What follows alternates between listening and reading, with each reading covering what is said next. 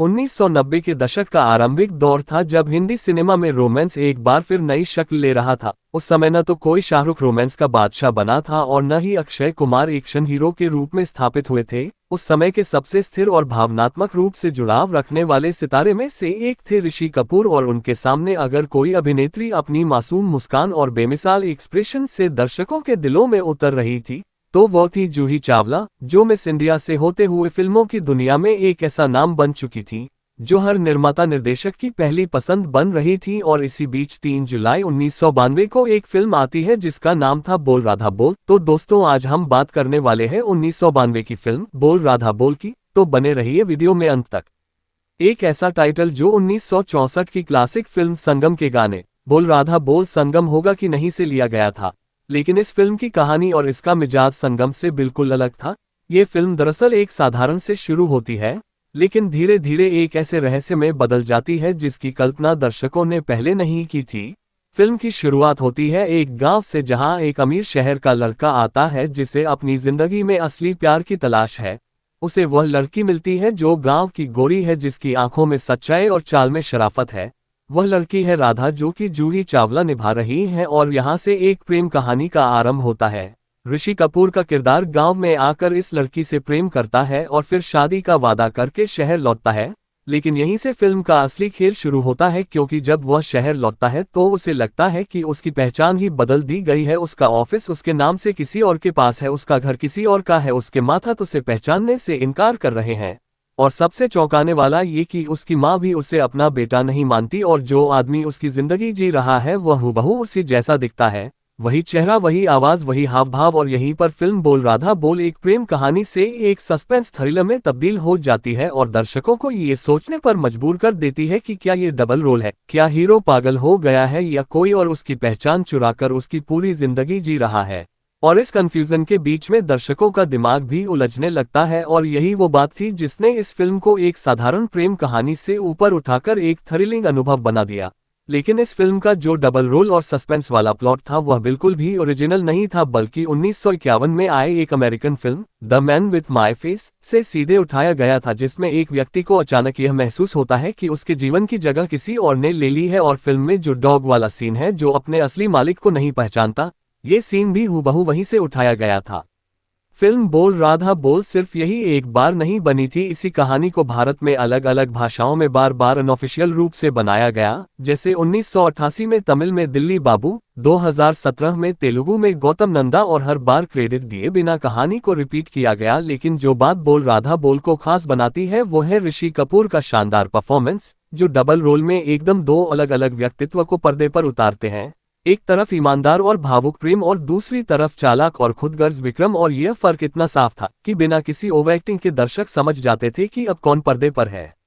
ऋषि कपूर का यह अभिनय उस समय के सबसे प्रभावशाली डबल रोल्स में से एक माना जाता है। और जूही चावला की बात करें तो उनका मासूम किरदार, जो गांव की गोरी से शहर की स्मार्ट लड़की में तब्दील होता है, वह भी दर्शकों के दिल में उतर जाता है। जूही की उस समय जो लोकप्रियता थी वह इतनी थी कि लोग थिएटर में सिर्फ उन्हें देखने आते थे। उनके डांस स्टेप्स और उनके एक्सप्रेशन पर दर्शकों ने सीटियां बजाईं और तालियां भी, और यह बात तब और पक्की हो गई जब उन्हें इस फिल्म के लिए फिल्मफेयर बेस्ट एक्ट्रेस के लिए नॉमिनेट किया गया।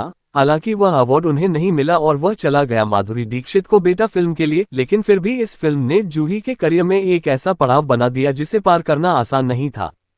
फिल्म का जो फर्स्ट हाफ है उसमें गांव की कहानी और प्रेम कहानी के साथ कुछ हल्की फुल्की कॉमेडी भी चलती है और सीन को फिल्माया गया है।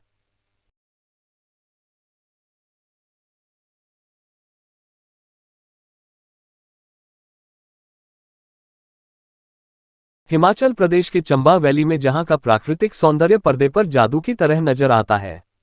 ऋषि कपूर और जूही चावला के रोमांटिक सीन के बैकग्राउंड में जो पेड़, पहाड़ और झरने हैं वे इतने सुंदर लगते हैं कि लगता है मानो ये कहानी किसी परी कथा की हो। और जब फिल्म गेस्ट हाउस वाले सीन में जाती है तो लोकेशन बदल जाती है और पहुंच जाती है तमिलनाडु के नीलगिरी जिले में। अगर 1992 में कोई ऐसा म्यूजिक एल्बम था जिसने न केवल फिल्मों की सफलता को बढ़ाया बल्कि अपने गानों की लोकप्रियता से घर घर में गूंज मचा दी, तो वह था फिल्म बोल राधा बोल का संगीत, जिसे आनंद मिलिंद ने कंपोज किया था और जिसके बोल समीर ने लिखे थे। और इन गानों में जो जादू था वह केवल उनकी धुनों में नहीं बल्कि उनकी मेलोडी में था, उनकी सादगी में था, और सबसे बड़ी बात उनकी आवाज़ों में था।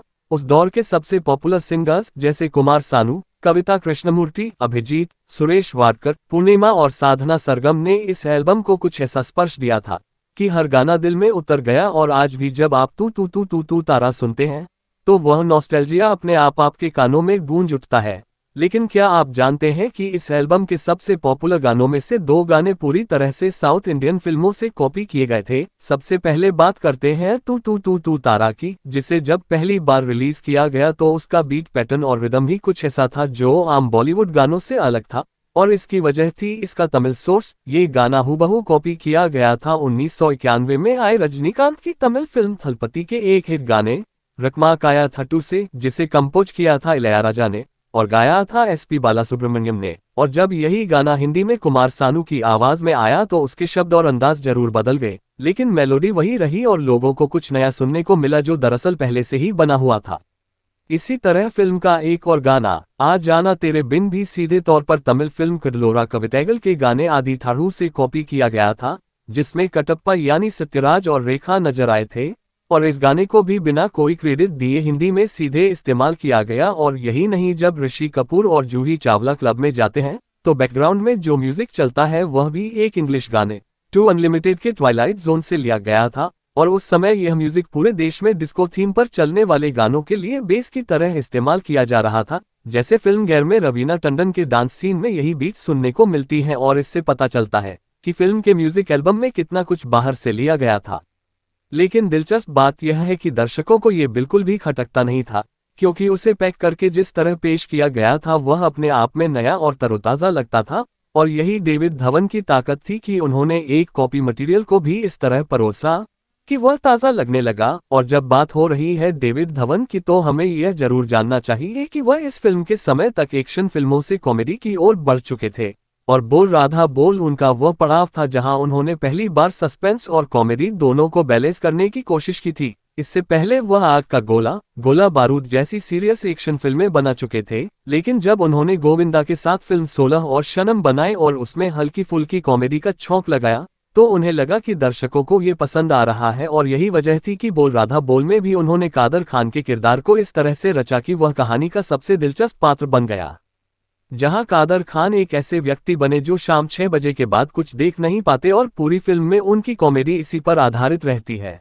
लेकिन क्लाइमैक्स में जब वह देखने लगते हैं तो अब वह सुन नहीं पाते, यानी बहरे हो जाते हैं। और यही कॉमेडी का वह मोड़ था जिसे डेविड धवन ने बाद में 2004 की फिल्म मुझसे शादी करोगी में फिर से रिपीट किया, जहां कादर खान का किरदार कभी अंधा बन जाता है, कभी बहरा, कभी गूंगा और कभी बच्चों जैसा बिहेव करने लगता है। और यह पूरा आइडिया बोल राधा बोल से ही लिया गया था। और जब आप बोल राधा बोल के अन्य कैरेक्टर्स पर नजर डालते हैं तो आलोकनाथ, मोहनीश बहल, सुषमा सेठ और जगदीश राज जैसे चेहरे नजर आते हैं जो उस समय की लगभग हर बड़ी फिल्म का हिस्सा थे। और दिलचस्प बात यह है कि 1992 में ही आई फिल्म दीवाना में भी यही सारे चेहरे थे, खासकर सुषमा सेठ जो दोनों ही फिल्मों में ऋषि कपूर की मां बनी थी, और मोहनीश बहल जो दोनों ही फिल्मों में नकारात्मक भूमिका में थे। और दोनों ही फिल्मों में दिखाया गया कि वह अपने पिता से निकाले गए हैं। बस फर्क ये था कि दीवाना में उनके पिता अमरीश पुरी थे और बोल राधा बोल में आलोकनाथ थे।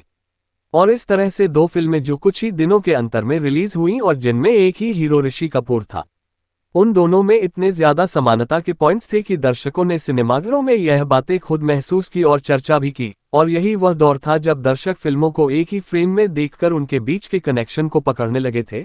और जहां तक बात है जूही चावला की, तो उस साल उनकी एक और फिल्म आई थी राधा का संगम, जिसमें उनके किरदार का नाम भी राधा था, लेकिन वह फिल्म पूरी तरह फ्लॉप रही, जबकि बोल राधा बोल उसी साल हिट हो गई।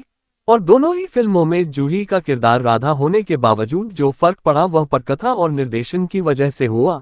यही फिल्म की सबसे बड़ी ताकत होती है। अगर आप ध्यान से देखें तो फिल्म में ऋषि कपूर के साथ डांस करती एक लड़की होती है जिसे आज के दर्शक शायद पहचान न पाए, लेकिन वह थी साहिला चड्ढा, जो बाद में 1994 की सुपरहिट फिल्म हम आपके हैं कौन में रीटा के किरदार में आई। उनका हेयर स्टाइल और लुक इतना अलग था कि बहुत कम लोग उन्हें पहचान पाए, लेकिन उन्होंने दोनों फिल्मों में एक खास छाप छोड़ी। और फिल्म बोल राधा बोल में जब वह ऋषि कपूर के साथ डांस करती हैं तो वह गाना दीवाना दिल बेकरार था, लोगों के जहन में बस जाता है। और यह गाना भी उन मेलोडी में से एक था जो आज भी पुराने गानों की लिस्ट में मौजूद रहता है।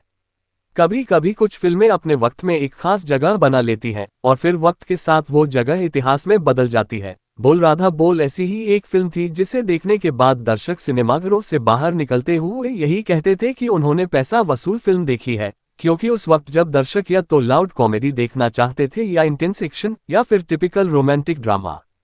इस फिल्म ने उन सबको मिलाकर एक ऐसा सिनेमाई अनुभव दे दिया जिसमें थ्रिल भी था, इमोशन भी था, प्यार भी था, म्यूजिक भी था और कॉमेडी भी थी, और यही वो मिक्सचर था जो 90 के दर्शकों को सबसे ज्यादा पसंद आता था। ये वो दौर था जब लोग थ्रिलर शब्द को केवल मर्डर मिस्ट्री के लिए इस्तेमाल करते थे, लेकिन बोल राधा बोल जैसी फिल्म ने रोमांटिक थ्रिलर शब्द को नई पहचान दी, और इस फिल्म ने एक बात साबित कर दी कि ऋषि कपूर केवल रोमांटिक हीरो नहीं बल्कि डबल रोल जैसे कठिन किरदार भी उतनी ही संजीदगी और सहजता से निभा सकते हैं जितनी कोई गंभीर अभिनेता निभा सकता है।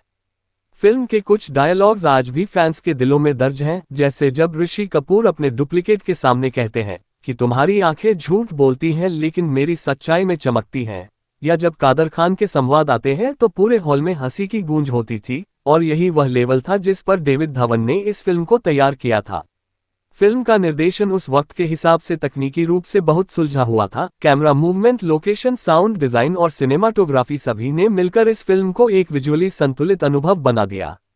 डेविड धवन ने इस फिल्म से एक नया प्रयोग किया जहां उन्होंने दिखाया कि वह सिर्फ मसालेदार कॉमेडी तक सीमित नहीं है, बल्कि वे सस्पेंस और इमोशनल ड्रामा को भी उतनी ही कुशलता से पर्दे पर ला सकते हैं, और यही फिल्म उनके करियर में वह मील का पत्थर बन गई, जिसके बाद उन्होंने साफ समझ लिया कि कॉमेडी ही वह जॉनर है जिसमें वह राज कर सकते हैं, और इसके बाद उन्होंने राजा बाबू, कुली नंबर 1, जुड़वा, साजन चले ससुराल जैसी एक के बाद एक सुपरहिट कॉमेडी बनाए। लेकिन बोल राधा बोल हमेशा उनके करियर में एक एक्सपेरिमेंटल मोड़ बनकर रहेगा।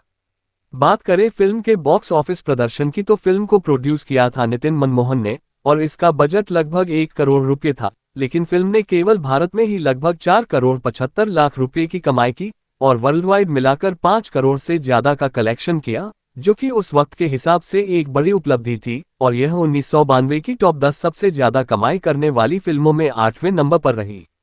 इस साल की सबसे बड़ी फिल्म थी बेटा, जिसमें माधुरी दीक्षित का जादू दर्शकों पर छाया हुआ था, और वहीं दूसरे नंबर पर थी दीवाना, जिसमें शाहरुख खान ने अपना डेब्यू किया था और इसी फिल्म ने उनकी स्टारडम की नींव रखी थी। फिर तीसरे नंबर पर थी खुदा गवाह, जो अमिताभ बच्चन की जबरदस्त वापसी के तौर पर देखी गई थी। चौथे नंबर पर थी 16 और शर्म, जो खुद डेविड धवन की फिल्म थी, और 5वें पर थी तहलका। छठे नंबर पर थी विश्वात्मा और 7वें नंबर पर थी जग्गा। यानी बोल राधा बोल ने बहुत कड़ी प्रतिस्पर्धा के बावजूद अपनी एक स्थायी जगह बना ली थी। यही बात इसे और खास बनाती है। फिल्म का कल्चरल इम्पैक्ट ये था कि इसके गाने हर जगह बजे जाते थे। टेप रिकॉर्डर पर लोग दिन में कई बार इस एल्बम को सुनते थे, और स्कूल कॉलेज की फंक्शनों में तू तू तू तारा पर बच्चे डांस करते थे। खासकर गांवों और छोटे शहरों में यह फिल्म इतनी पसंद की गई कि इसके संवाद और किरदार वहां की आम बातचीत का हिस्सा बन गए।